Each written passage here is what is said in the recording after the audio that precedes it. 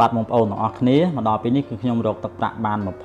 $20.62 សេនហើយជាមួយនឹងកម្មវិធី Premium មួយនេះហើយទឹកប្រាក់ដែលយើងរកបាននេះគឺអត់មានពិបាកទេគឺគ្រាន់តែបងប្អូនចូលទៅថតទីតាំងនីមួយៗដែលខាងកម្មវិធីគេបានដាក់ឲ្យតែប៉ុណ្ណោះបាទអញ្ចឹងបងប្អូនអាចចូលមកមើលមកចំណុចនេះគឺចំណុចទីផ្សារហើយបងប្អូនអាចចុចទៅលើពាក្យថារកទីតាំងបាទអញ្ចឹងរបៀបរកលុយគឺមានទី1ការស្ទង់មតិខ្ញុំបានធ្វើការស្ទង់ឲ្យហើយគឺងាយស្រួលទេបងប្អូនអរគ្នាធ្លាប់តាមដានទស្សនាវីដេអូរបស់ខ្ញុំនិយាយពីកម្មវិធី Premium មួយហ្នឹងកាលពីមុនខ្ញុំបានបង្ហាញបងប្អូនរួចហើយចំណុចដែលយើងរកទឹកប្រាក់បានច្រើនគឺការរកទីតាំងចឹងទីតាំងមានដូចជាមន្ទីរពេទ្យសាកលវិទ្យាល័យកាកបាទក្រហមកន្លែងដូរប្រាក់ហ្នឹងពេលបងប្អូនទៅថតទៅបងប្អូនទទួលបានទឹកប្រាក់25សេនពីខាងកម្មវិធី Premium មួយនេះបាទអញ្ចឹងបងប្អូនអាចទៅរកទឹកប្រាក់បានច្រើនជាមួយនឹងកម្មវិធី Premium នេះនៅក្នុងចំណុចស្វែងរកទីតាំងមួយនេះបាទអញ្ចឹងអត់មានពិបាកទេបងប្អូនអាចចូលទៅមើលវីដេអូរបស់ខ្ញុំនោះបងប្អូននឹងដឹងហើយពីរបៀបនៃការថតទីតាំងដើម្បីបានទឹកប្រាក់ច្រើនជាមួយកម្មវិធី Premium មួយនេះ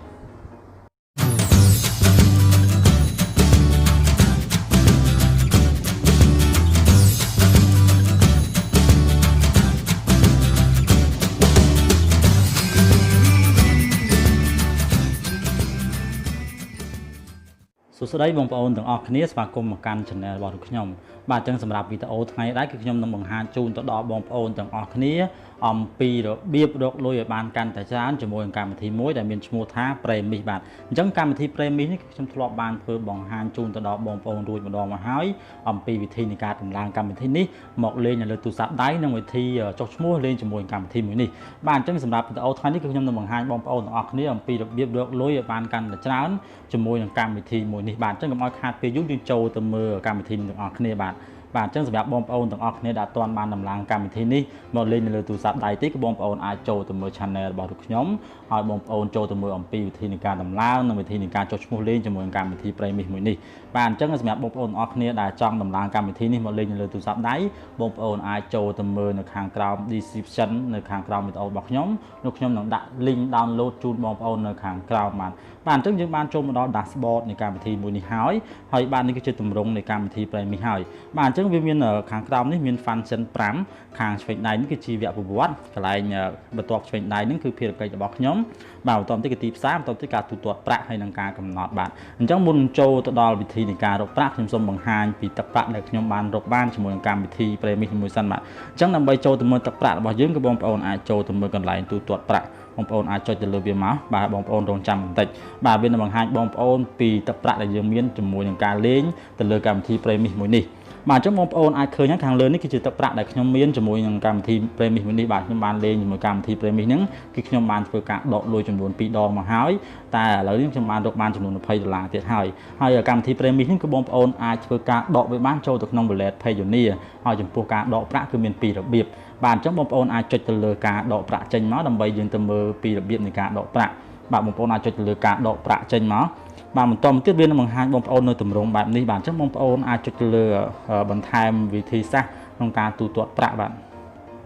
នៅពេលបងប្អូនចុចទៅលើការបន្ថែមវិធីសាស្ត្រទូទាត់ប្រាក់វានឹងបង្ហាញបងប្អូនពីទម្រង់បាទអញ្ចឹងទម្រង់ទី1គឺជាទម្រង់ដែលឲ្យបងប្អូនធ្វើការបញ្ចូលការទូរស័ព្ទជាមួយនឹងទឹកប្រាក់ដែលយើងមាននៅក្នុងគណនីទៅលើកម្មវិធី Premium បាទអញ្ចឹងចំពោះការបញ្ចូលការទូរស័ព្ទគឺការពីមុនគឺការពីមុនគឺងាយស្រួលទេគឺបងប្អូនមានទឹកប្រាក់ចំនួន$1គឺបងប្អូនអាចធ្វើការបញ្ចូលការទូរស័ព្ទបានហើយមានន័យថា top up phone ណាតែមានថាបញ្ចូលការទូរស័ព្ទប៉ុន្តែឥឡូវនេះតើបងប្អូនមានទឹកប្រាក់ចំនួន$5ទើបបងប្អូនអាចធ្វើការបញ្ចូលការទូរស័ព្ទបានតែចំពោះទឹកប្រាក់$5នៅក្នុងកម្មវិធី Premium នេះគឺបងប្អូនស្រួលរកមែនទែនមានន័យថាយើងស្រួលរកទេ$5យើងរកតែប្រហែលជា2-3ថ្ងៃគឺបានហើយ$5បាទអញ្ចឹងងាយស្រួលទេសម្រាប់បងប្អូនទាំងអស់គ្នាដែលរកលុយជាមួយកម្មវិធី Premium យើងវាយថា3ថ្ងៃ4ថ្ងៃគឺយើងបានហើយ$5ហ្នឹងបាទអញ្ចឹងងាយស្រួលទេបាទអញ្ចឹងមកដល់ចំណុចទី2គឺការដកទឹកប្រាក់គឺដើម្បីដកទឹកប្រាក់ចេញពីកម្មវិធី Premium នេះបានគឺបងប្អូនត្រូវតែបង្កើត Wallet PAYONEER ជាមុនសិនបាទអញ្ចឹងសម្រាប់វីដេអូនៃការបង្កើត Wallet PAYONEERគឺខ្ញុំបានធ្វើវីដេអូបង្ហាញជូនបងប្អូនរួចមកហើយកាលពីវីដេអូមុនហើយប្រសិនបងប្អូនមិនទាន់បានបង្កើត Wallet PAYONEER នេះមកប្រើប្រាស់នៅលើទូរស័ព្ទដៃទេគឺបងប្អូនអាចចូលទៅមើល Channel របស់ខ្ញុំបានអំពីវិធីនៃការបង្កើត Wallet PAYONEER និងវិធីនៃការមានន័យថាយើងបំពេញ information ឬក៏បំពេញទម្រង់បែបបត់ជាមួយ Wallet PAYONEER ដើម្បីយកមកប្រើប្រាស់លើទូរស័ព្ទដៃរបស់យើងបាទអញ្ចឹងខ្ញុំសូមបញ្ជាក់បងប្អូនភាសាទៀត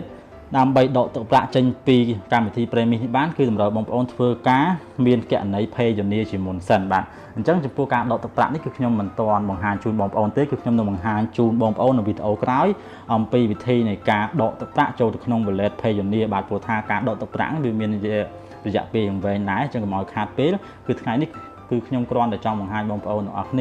អំពីវិធីនៃការរកលុយឲ្យបានកាន់តែច្រើនជាមួយកម្មវិធី Premium តែប៉ុណ្ណោះបាទអញ្ចឹងនេះគឺជាវិធីនៃការដកទឹកប្រាក់ចេញពីក្នុង wallet PAYONEER សំទោស wallet សំទោសកណនី Premium game Premium បាទសំទោសនិយាយចេះខុសបាទអញ្ចឹងយើងចេញទៅវិញមកបាទអញ្ចឹងដើម្បីរកទឹកប្រាក់បានជាមួយនឹងកម្មវិធី Premium នេះគឺបងប្អូនក៏លេខមកមើលក្នុងទម្រង់នេះបាទគឺជាទម្រង់ទីផ្សារអញ្ចឹងបងប្អូនអាចចុចទៅលើវាមកបាទអញ្ចឹងយើងអាចរកទឹកប្រាក់បានជាមួយនឹងកម្មវិធី Premium នេះមាន3ទម្រង់បាទអញ្ចឹងទម្រង់ទី1គឺការស្ទង់មតិគឺការស្ទង់មតិនេះគឺងាយស្រួលទេអញ្ចឹងសម្រាប់បងប្អូនទាំងអស់គ្នាដែលធ្លាប់បានតាមដានទស្សនាវីដេអូរបស់ខ្ញុំកាលពីមុនគឺបងប្អូននឹងដឹងហើយត្រង់ចំណុចនេះបាទអញ្ចឹងការស្ទង់មតិនេះគឺគេនឹងមានសំណួរសួរមកដល់បងប្អូនបន្ទាប់មកទៀតគេនឹងផ្ដល់ចម្លើយទៅឲ្យបងប្អូនសម្រាប់ទៅផ្ដល់ទៅគេវិញហើយចម្លើយនោះគឺមិនមែនជាចម្លើយឆ្លើយត្រូវខុសទេគឺជាការស្ទង់មតិអញ្ចឹងបងប្អូនអាចឆ្លើយនឹងចម្លើយមួយណាក៏បានដែរអញ្ចឹងនៅក្នុងការស្ទង់មតិម្ដងគឺបងប្អូនទទួលបានទឹកប្រាក់ចំនួន3សេនអញ្ចឹងខ្ញុំសូមរំលឹកទៅដល់បងប្អូនបន្តិចទៅអញ្ចឹងយើងអាចចុចទៅលើពាក្យហ្នឹងមកយើងចុចលើកន្លែងសុវត្ថិភាពហ្នឹងមកបាទបន្តគេប្រធានបទរបស់គេគឺសុវត្ថិភាពផ្ទាល់ខ្លួនអញ្ចឹងបងប្អូនឃើញខាងក្រោមបងចុចលើចាប់ផ្ដើមបាទអញ្ចឹងបងប្អូនចុចលើចាប់ផ្ដើមហើយបងប្អូនរងចាំបន្តិចមកអញ្ចឹងគេនឹងផ្ដល់ជាចម្លើយដល់បងប្អូនខាងលើជាសំណួរអញ្ចឹងបងប្អូនអាចចុចទៅលើពាក្យណាក៏បានដែរកន្លែងនេះការស្ទង់មតិណាជាច្បល់របស់យើងអញ្ចឹងបងប្អូនអាចចុចមកបាទចុចហើយបងប្អូនចង់អានដៃលើបន្តិចក៏បានដែរហើយបងប្អូនថាយើងអាចអានតិចណាក៏បានដែរឬក៏យើងមិនចង់អានក៏បានដែរព្រោះថាចម្លើយនេះគឺជាការស្ទង់មតិទេបាទអញ្ចឹងឲ្យខាតពេកខ្ញុំសូមចុចទៅបង្ហាញជូនទៅដល់បងប្អូនតែម្ដងទៅដើម្បីវាឆាប់ចប់ត្រង់ចំណុចនេះណាបាទបងប្អូនអាចចុចទៅលើវាទៅបាទមុនចុចលើវាទៅបាទពេលបងប្អូនចុចចប់ហើយបងប្អូនអាចចុចលើពាក្យថាបញ្ជូនបាទនេះបងប្អូនឃើញពេលបងប្អូនចុចចប់ហើយបងប្អូនអាចចុចលើពាក្យថាបញ្ជូនបាទអញ្ចឹងគេនឹងឲ្យបងប្អូនចុចលើពាក្យថាអូខេព្រោះថាភារកិច្ចរបស់យើងបានបញ្ជូនស្នើសុំទៅខាងក្រុមហ៊ុនដើម្បីផ្ដល់ឲ្យខាងក្រុមហ៊ុនគេត្រួតពិនិត្យមើលបន្តមកទៀតរយៈពេល24ម៉ោងគេផ្ដល់ជាទឹកប្រាក់មកឲ្យយើងវិញអញ្ចឹងបងប្អូនអាចចុចលើពាក្យថាអូខេមកអញ្ចឹងយើងអាចបញ្ចប់ការស្ទង់មតិម្ដងបាទអញ្ចឹងយើងមកដល់ចំណុចទី2គឺជាការរកទីតាំងបាទចំណុចនេះគឺជាចំណុចដែលយើងអាចរកទឹកប្រាក់បានច្រើនជាមួយនឹងកម្មវិធី Premium មួយនេះហើយរាល់បងប្អូនស្វែងរកទីតាំងម្ដងគឺបងប្អូនទទួលបានទឹកប្រាក់ចំនួន25សេនស្មើនឹង1000លុយខ្មែរចឹង1000លុយខ្មែរអត់ច្រើនទេប៉ុន្តែបើសិនបងប្អូនឆ្លើយបាន10សំណួរបងប្អូនទៅរកទីតាំងបាន10សំណួរគឺបងប្អូនទទួលបានទឹកប្រាក់10000រៀលចឹងបងប្អូនអាចគុណទៅ10000រៀលនឹងគុណនឹងរយៈពេល10ថ្ងៃទៅយើងបាន100,000រៀលដែរចឹងមួយខែយើងបានក្នុង300000ហើយយើងបូកជាមួយការស្ទង់មតិទៅអញ្ចឹងយើងបានច្រើនគួរសមដែរជាក់ស្ដែងដូចខ្ញុំបានបង្ហាញបងប្អូនចឹងគឺទឹកប្រាក់ដែលខ្ញុំរកបានគឺខ្ញុំរកបានពិតប្រាកដមែនជាមួយនឹងកម្មវិធី Premium មួយនេះចឹងបងប្អូនអាចទៅរកទីតាំងនីមួយៗបន្តមកទៀតគឺតម្រូវបងប្អូនធ្វើការថតអញ្ចឹងកុំឲ្យខាតពេលយូរខ្ញុំបង្ហាញបងប្អូនថាតាចំណុចដែលរកទីតាំងយើងអាចរកដោយរបៀបណាអញ្ចឹងបងប្អូនអាចឃើញហើយកន្លែងជាកន្លែងបដូរប្រាក់ស្កបចម្លៃមន្ទីរពេទ្យផ្សារតាមផ្លូវហ្នឹងសិតតែបងប្អូនអាចចូលទៅមើលបានអញ្ចឹងខ្ញុំនឹងបង្ហាញបងប្អូនថាតាយើងចូលទៅរកទីតាំងដោយរបៀបណាដើម្បីយើងទទួលបានទឹកប្រាក់ពីខាងកម្មវិធី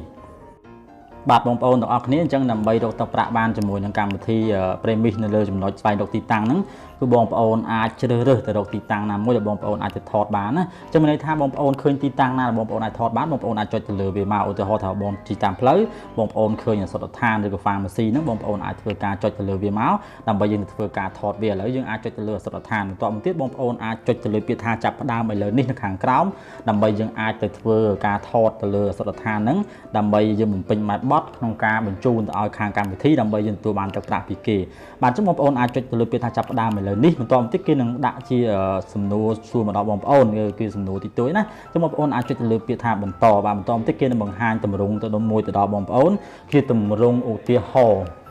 បាទអញ្ចឹងត្រង់ចំណុចនេះបើសិនបងប្អូនអត់ដឹងថាត្រូវថតយ៉ាងម៉េចទេគឺបងប្អូនអាចចុចទៅលើឧទាហរណ៍ហ្នឹងមកដើម្បីយើងធ្វើការថតឲ្យមានរូបរាងសម្ភារៈប្រហែលជាមួយឧទាហរណ៍ដែលគេបានផ្ដល់ឲ្យយើងបាទអញ្ចឹងបងប្អូនអាចចុចទៅលើពាក្យថាអូខេមកបាទបន្តមកទៀតបងប្អូនអាចចុចទៅលើពាក្យថាអូខេទៀតមកដើម្បីយើងបន្តដំណើរទៅមុខទៀតក្នុងសំណុំម៉ាត់បតដើម្បីយើងស្នើសុំទៅលើការថតរូបហ្នឹងបាទនៅពេលបងប្អូនចុចលើពាក្យថាអូខេវានឹងតម្រូវបងប្អូនធ្វើការថតរូបបាទអញ្ចឹងបងប្អូនអាចធ្វើការថតរូបដោយប្រើកាមេរ៉ាទូរស័ព្ទរបស់យើងបងប្អូនអាចថតរូបអសុទ្ធដ្ឋាន នដែលចិត្តបងប្អូនមានថាបងប្អូនជិះទៅជួបឱសថដ្ឋានណាក៏បានដែរ pharmacy ណាយើងនិយាយភាសាខ្មែរគឺ pharmacy បងប្អូនជួប pharmacy មួយណាក៏បានដែរបងប្អូនអាចធ្វើការថតទៅលើវាមកបាទបន្ទាប់មកទៀតបងប្អូនអាចចុចទៅលើពាក្យថាបន្ទាប់ក៏បានឬក៏បងប្អូនថាថតមិនច្បាស់ទេបងប្អូនអាចចុចទៅលើពាក្យថាថតឡើងវិញបាទអញ្ចឹងនៅពេលបងប្អូនចុចទៅលើពាក្យថាបន្ទាប់វានឹងឲ្យបងប្អូនធ្វើការកំណត់ទីតាំងបាទអញ្ចឹងត្រង់ចំណុចនេះគឺគេតម្រូវបងប្អូនទៅធ្វើការថតជាក់ស្ដែងតែម្ដងបាទបើសិនបងប្អូនថតគ្រាន់ជារូបភាពបន្តមកទេគឺបងប្អូនអត់មានទីតាំងសម្រាប់ផ្ដល់ឲ្យគេទេអញ្ចឹងបងប្អូនធ្វើការថតរូបហើយបងប្អូនត្រូវតែកំណត់ទីតាំងមានន័យថាយើងទម្លាក់ map ទៅឲ្យខាងក្រុមហ៊ុនបាទនៅពេលបងប្អូនធ្វើការទម្លាក់ map រួចរាល់អស់ហើយគឺបងប្អូនអាចធ្វើការចុចទៅលើពាក្យថាបន្ទាប់ណាអញ្ចឹងកន្លែងនេះគឺក្រុមហ៊ុនគេនឹងផ្ទៀងផ្ទាត់ថាតើតំបន់ដែលយើងធ្វើការថតហ្នឹង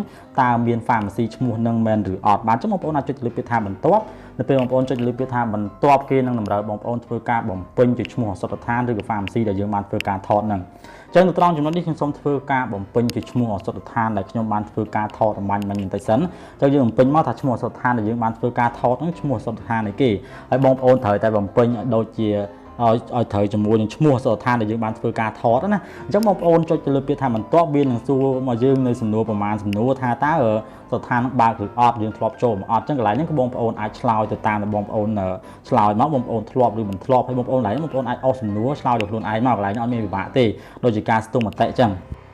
បាទអញ្ចឹងរាល់សំណួរដែលខាងកម្មវិធីគេបានសួរមកដល់បងប្អូនអាចឆ្លើយទៅតាមចម្លើយខាងក្រោមហ្នឹងមកបងប្អូនអាចចុចទៅលើចម្លើយមួយណាក៏បានដែរនឹងជាការស្ទង់មតិណាគេមិនមែនជាចម្លើយយើងសួរយកត្រូវខុសទេអញ្ចឹងនៅពេលបងប្អូនចុចឆ្លើយចម្លើយរួចរាល់អស់ហើយបងប្អូនកលេចមើលខាងក្រោមបងប្អូនអាចចុចទៅលើសញ្ញាបញ្ជូនបាទបងប្អូនអាចចុចទៅលើពាក្យថាបញ្ជូនមកគេនឹងបង្ហាញជាសារ alert មួយបង្ហាញជូនដល់បងប្អូនថាភារកិច្ចរបស់យើងត្រូវបានបញ្ជូនហើយបងប្អូនអាចផ្ទៀងផ្ទាត់មើលទៅថាចម្លើយយើងឆ្លើយត្រឹមត្រូវឬអត់នៅពេលបងប្អូនផ្ទៀងផ្ទាត់រួចរាល់ហើយបងប្អូនអាចចុចទៅលើពាក្យថាអូខេនោះចម្លើយឬក៏ការស្វែងរកទីតាំងបងប្អូនហ្នឹងនឹងបានផ្ញើបញ្ជូនទៅដល់ខាងកម្មវិធីឲ្យរងចាំរហូតដល់រយៈពេល24ម៉ោងទើបខាងកម្មវិធីគេត្រួតពិនិត្យបន្ទាប់គេត្រួតពិនិត្យរួចរាល់ហើយគេនឹងផ្ដល់ជាទឹកប្រាក់មកដល់បងប្អូន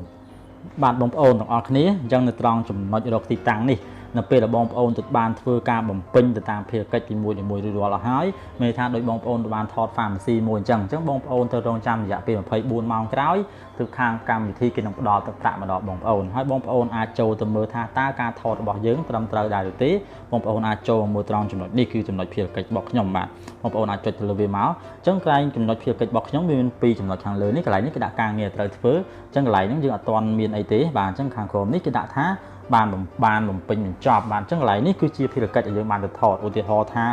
ាខ្ញុំបានទៅថតទីពេទ្យភោជនីយដ្ឋានកាវ៉ាក្រហមរូបចម្លាក់គ្លីនិកអញ្ចឹងទៅអញ្ចឹងត្រង់ចំណុចនេះហើយយើងរងចាំរយៈពេល24ម៉ោងក្រោយបើសិនបើខាងមានប្រសិនថាយើងថតទៅត្រឹមត្រូវតាមក្បួនខ្នាតរបស់គេដែលគេតម្រូវយើងថតហ្នឹងមានថាយើងត្រូវតាមលក្ខខណ្ឌរបស់គេគឺគេនឹងផ្ដល់ជាទឹកប្រាក់មកយើងរៀងរាល់24ម៉ោងក្រោយប៉ុន្តែបើសិនបងប្អូនថតទៅមិនត្រូវតាមលក្ខខណ្ឌរបស់គេទេរយៈពេលប្រហែលជា10នាទីក្រោយគេនឹងបានផ្ញើសារបដិសេធមកដល់បងប្អូនឧទាហរណ៍ថាខ្ញុំសូមអស់មកបង្ហាញដល់បងប្អូនតិចទៅដល់ចំណុចបដិសេធហ្នឹងបាទសូមអស់តិចបាទត្រង់ចំណុចនេះអញ្ចឹងបើសិនបងប្អូនថតទៅអត់ត្រឹមត្រូវទេគេនឹងដាក់ខាងក្រោមនេះដាក់ថាបានបដិសេធហើយបើសិនបងប្អូនថតទៅត្រឹមត្រូវគេដាក់ខាងក្រោមនេះថាបានយល់ព្រមបងប្អូនឃើញបានយល់ព្រមហើយខាងលើជាទឹកប្រាក់ដែលយើងទទួលបានគឺ25សេនហើយការស្ទង់មតិគឺយើងទទួលបាន3សេនបាទអញ្ចឹងកន្លែងហ្នឹងគឺងាយស្រួលទេខ្ញុំគិតថាមុខរបរបងប្អូនមួយចំនួនដូចជាពិសេសអ្នកដែលអាសាចេញទៅក្រៅណាដូចជាបងប្អូនមួយចំនួនគាត់មុខរបរគាត់ជា delivery ឬក៏អ្នកដឹកជញ្ជូនហ្នឹងទុក pass up អ្នកដឹកអីវ៉ាន់លក់តាមផ្លូវហ្នឹងគឺគាត់បានធ្វើដំណើរចេញខាងក្រៅច្រើនអញ្ចឹងត្រង់ចំណុចនេះខ្ញុំគិតថាគាត់ប្រកាសជាអាចរកទឹកប្រាក់បានច្រើនជាមួយនឹងការថតរកទីតាំងនេះព្រោះថាវាអត់ខ្វះទេតាមផ្លូវព្រោះថាសុខដ្ឋានភូមិឋាននេះហ្នឹងរូបចម្លាក់ឬក៏ clinic pharmacy ហ្នឹងគឺមានសឹងតែគ្រប់ទីកន្លែងហើយអញ្ចឹងបងប្អូនគ្រាន់តែថតតាមដែលខ្ញុំបានបង្ហាញទៅហើយបងប្អូនបំពេញឲ្យបានត្រឹមត្រូវតាមលក្ខខណ្ឌរបស់គេនោះខាងក្រុមហ៊ុនឬខាងកម្មវិធី Premium ហ្នឹងគេនឹងផ្ដល់ជាទឹកប្រាក់ដល់បងប្អូនចំនួន25សេនរៀងរាល់ដែលយើងបំពេញបានម្ដងអញ្ចឹងបងប្អូនបំពេញឡើងបាន10មកអញ្ចឹងមួយថ្ងៃយើងអាចរកទឹកប្រាក់បាន10000យើងគុណទៅ10ថ្ងៃ100,000ទៅហើយបន្ថែមជាមួយនឹងការផ្ដល់ការស្ទង់មតិទៀតទៅ3សេនទៅអញ្ចឹងយើងបានទឹកប្រាក់បានច្រើនដែរជាមួយនឹងការលេងកម្មវិធី Premium មួយហ្នឹងបាទអញ្ចឹងមកដល់ពេលនេះខ្ញុំទទួលបានទឹកប្រាក់ចំនួន$20ជាងហើយខ្ញុំក៏ធ្លាប់បានដកទឹកប្រាក់$40ផងដែរជាមួយកម្មវិធី Premium មួយនេះបាទអញ្ចឹងចំពោះវីដេអូក្រោយខ្ញុំនឹងបង្ហាញបងប្អូនទាំងអស់គ្នាអំពីរបៀបការដកទឹកប្រាក់ចេញពីកម្មវិធី Premium មួយនេះចូលទៅក្នុង Wallet PAYONEER ហើយការដកទឹកប្រាក់គឺយើងមាន2របៀប ទី1បងប្អូនអាចបញ្ចូលជាការទូរស័ព្ទទី2បងប្អូនអាចបញ្ចូលជាទឹកប្រាក់បងប្អូនអាចដកទឹកប្រាក់របស់យើងចូលទៅក្នុង wallet PAYONEER បាទអញ្ចឹងចំពោះវីដេអូនេះគឺมันមានអ្វីច្រើនទេខ្ញុំសូមបញ្ចប់តែប៉ុណ្្នឹងហើយក៏សូមអរគុណទៅដល់បងប្អូនទាំងអស់គ្នាដែលបានតាមដានទស្សនាវីដេអូរបស់ខ្ញុំបាទពីចុងក្រោយសូមបងប្អូនជួយចុច like subscribe និងចុចនៅរូបកណ្ដឹងដើម្បីទទួលបានវីដេអូក្រោយៗទៀតពី channel របស់ខ្ញុំបាទសូមអរគុណសូមគោរពលា